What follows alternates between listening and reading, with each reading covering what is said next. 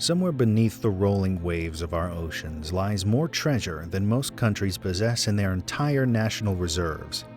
We're talking about billions of dollars in gold, silver, precious gems, and artifacts that have been sleeping on the ocean floor for centuries.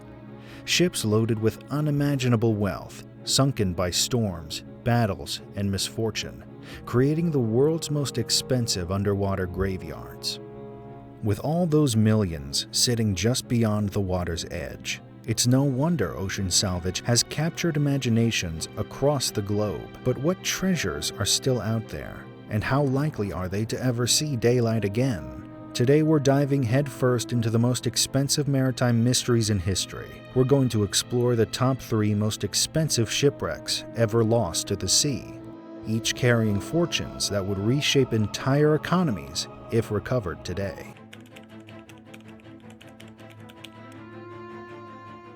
Our first stop takes us back to 1708, to the story of the San José, a Spanish galleon that went down with what may be the most valuable cargo in maritime history. At $17 billion in today's money, this wreck doesn't just top our list, it absolutely dominates it. The San José wasn't just any ship.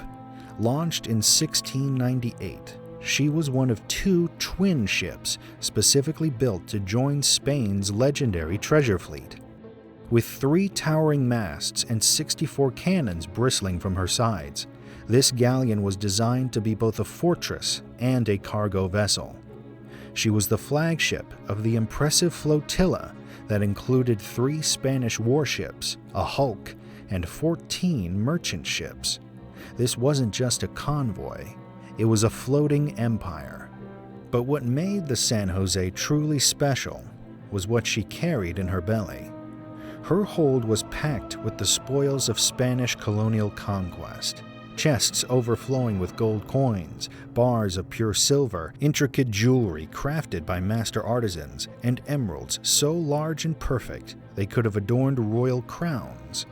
This wasn't just cargo.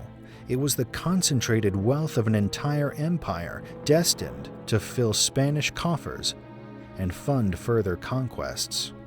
The ship's final voyage began under ominous circumstances. General José Fernández de Santillan, eager to beat the approaching hurricane season, made a fateful decision to set sail on May 28, 1708. Despite knowing that British naval forces had a heavy presence in the Caribbean waters, the general hoped his fleet could slip through undetected, racing against both time and the enemy patrols. Unfortunately for the 600 souls aboard, the British were waiting. On June 8, 1708, the Spanish fleet was intercepted in what would become one of the most consequential naval battles in treasure hunting history.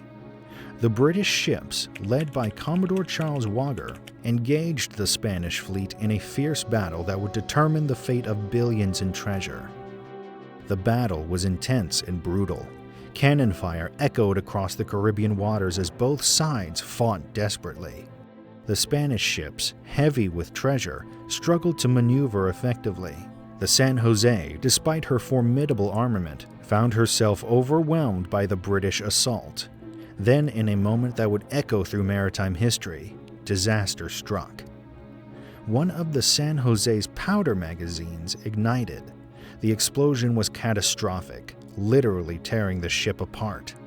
Witnesses described a flash of light followed by a thunderous roar that could be heard for miles.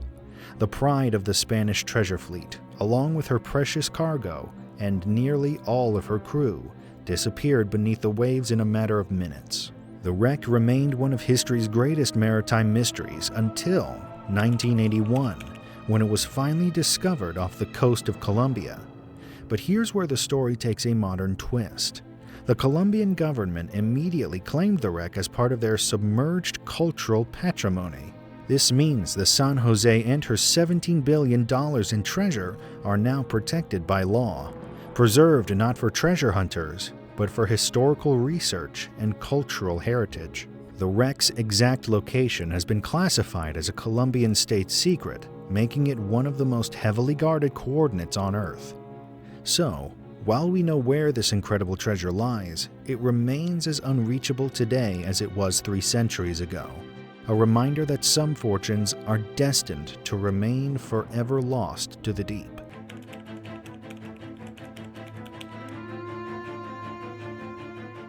Our second tale of treasure takes us to a ship that fans of the Netflix series Outer Banks will immediately recognize.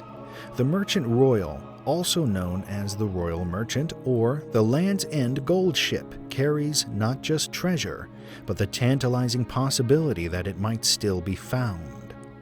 Built in London in 1627, the Merchant Royal was initially designed as a merchant galley for trading with Spanish colonies in the West Indies. Under Captain John Limbre, she made regular runs to the Caribbean, carrying goods and returning with colonial wealth.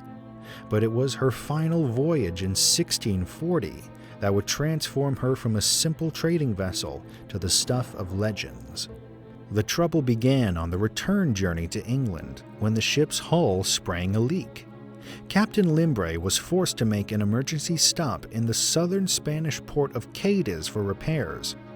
While the Merchant Royal sat in dry dock, fate intervened in the form of a neighboring ship that caught fire and was completely destroyed. This is where Captain Limbre's entrepreneurial spirit, and perhaps his greed, would seal the ship's destiny.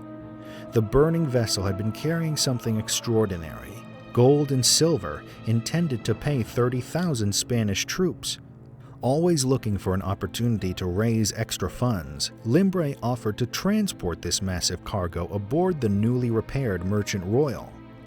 When the ship finally left Cadiz, she was carrying an almost unbelievable amount of wealth.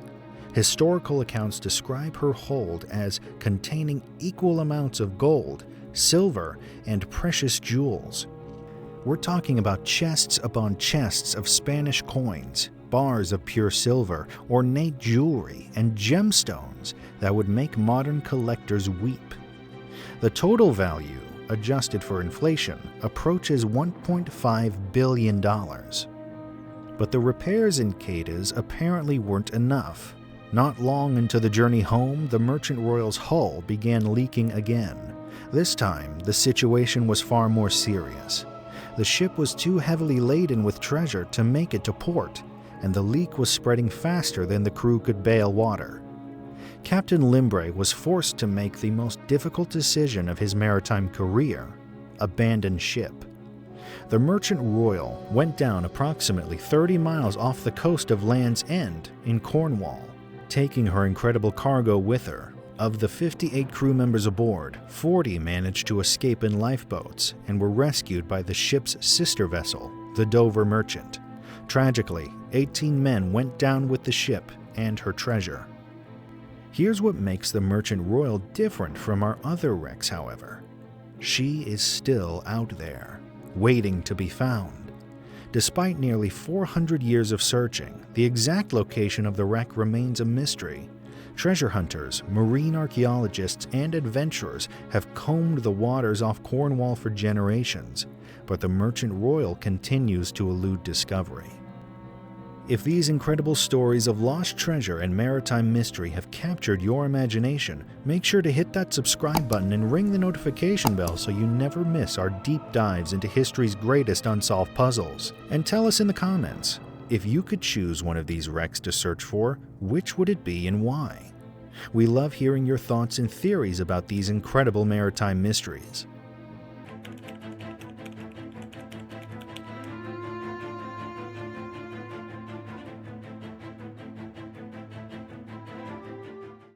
Our final tale of treasure takes us to the Indian Ocean and the story of the Flor de la Mar, a Portuguese flagship whose sinking represents one of the greatest losses of Eastern wealth in maritime history. When the Flor de la Mar was built in 1502, she represented the pinnacle of Portuguese naval engineering. Weighing 400 tons and stretching 118 feet in length, she was designed to be one of the finest ships in the Portuguese fleet. For 9 years, she served as the flagship in the Indian Ocean, taking part in Portugal's aggressive expansion into Asian waters and participating in numerous military campaigns that would reshape the balance of power in the East. The ship had a distinguished but brutal career. She was involved in Portugal's systematic conquest of strategic ports and kingdoms throughout the Indian Ocean, from the coast of Africa to the spice-rich islands of Southeast Asia. Each campaign added to her reputation as a formidable warship, but also took its toll on her aging hull and rigging. By 1511, the Flor de la Mar was showing her age. Nearly a decade of constant campaigning on tropical waters had weakened her structure. Multiple major repairs have been carried out over the years, and contemporary accounts describe her as barely seaworthy. The Portuguese authorities had already decided that this would be her final voyage. She was scheduled to be decommissioned once she returned to Portugal. What made this final voyage so incredibly valuable was Portugal's recent conquest of Malacca, one of the wealthiest trading centers in Southeast Asia. The city was known throughout the region for its incredible riches, and the Sultan's palace was legendary for its opulence. When Portuguese forces under Afonso de Albuquerque captured the city, they systematically looted everything of value. The Flor de la Mar became the vessel chosen to transport this incredible haul back to Portugal. Historical accounts describe her hold as containing 80 chests filled with gold, 200 additional chests overflowing with rubies, diamonds, emeralds, rare coins, exotic perfumes, and jewelry-encrusted furnishings that had once decorated the Sultan's palace. The ship was so heavily laden with treasure that many crew members expressed serious concerns about whether the aging vessel could handle such an enormous load. Among the treasures were items that would be priceless by any standard: ornate golden ceremonial weapons, crowns embedded with massive gemstones, religious artifacts crafted from solid gold and silver, and personal effects of the Sultan that represented centuries of accumulated wealth.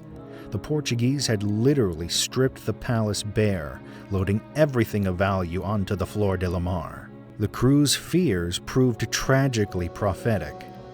Shortly after departing Malacca, in November 1511, the heavily laden ship encountered a severe storm off the coast of Sumatra. The captain, recognizing that his aging vessel was struggling against the rough seas, made the decision to move closer to the coastline to seek shelter from the worst of the weather. This maneuver, intended to save the ship, instead doomed her. The storm drove the Flor de la Mar against the shoals near the Sumatran coast. The impact was catastrophic, splitting the ship in two before she sank beneath the waves. All 400 crew members were lost, along with the entire treasure that represented the wealth of one of Asia's most prosperous kingdoms. These wrecks represent more than just lost money. They're time capsules of human ambition, technological achievement, and the eternal struggle between mankind and the sea. They remind us that the oceans hold secrets we've barely begun to uncover, and that somewhere beneath the waves, fortunes beyond imagination are still waiting to be discovered. The next time you look out at the sea, remember you're not just seeing water, you're seeing the world's largest treasure vault, filled with riches that have been accumulating for centuries. Who knows? Maybe one day, you'll be the one to finally solve one of these incredible maritime mysteries. If this journey into the world's greatest underwater treasures fascinated you, don't keep it to yourself. Share this video with fellow history lovers and treasure hunting enthusiasts. And don't forget to subscribe for more incredible stories from the depths of history.